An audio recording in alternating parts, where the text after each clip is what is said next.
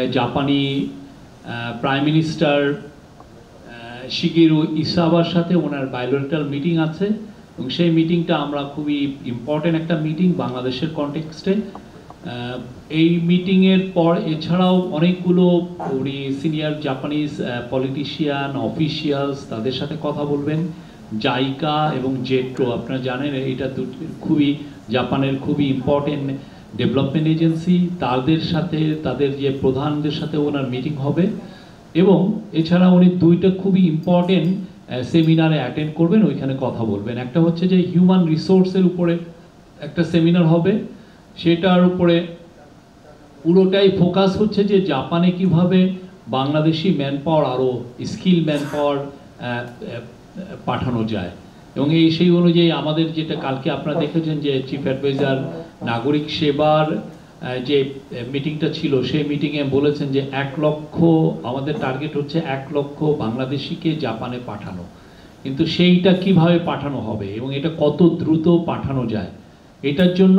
তাদের সাথে কথা হবে। এটা নিয়ে অনেক এই ক্ষেত্রে আমাদের যে কোথায় কোথায় সমস্যা আছে সেগুলো কিভাবে খুব দ্রুত দূরীভূত করা যায় এবং আমরা কিভাবে এই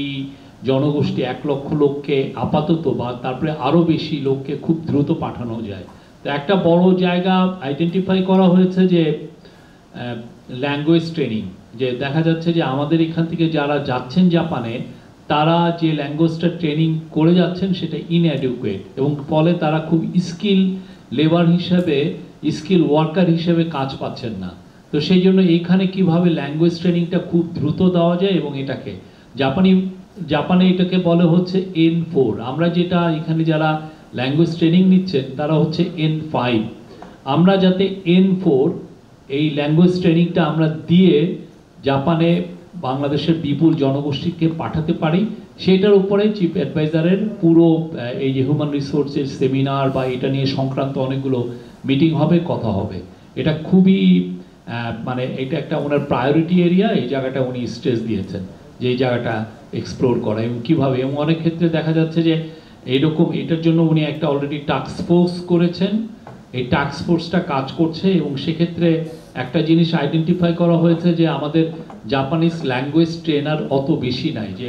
হঠাৎ করে আমি যে স্কেলটা বাড়াবো যে খুব দ্রুত 1 লক্ষ লোককে ল্যাঙ্গুয়েজ ট্রেনিং দিয়ে যে পাঠানো,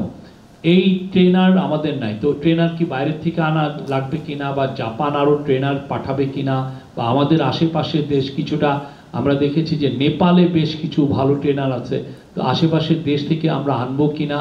বা এটাকে কিভাবে স্কেল আপ করা যায় সেই বিষয়টা ওনার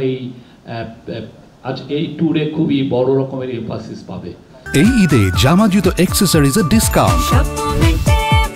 পেমেন্ট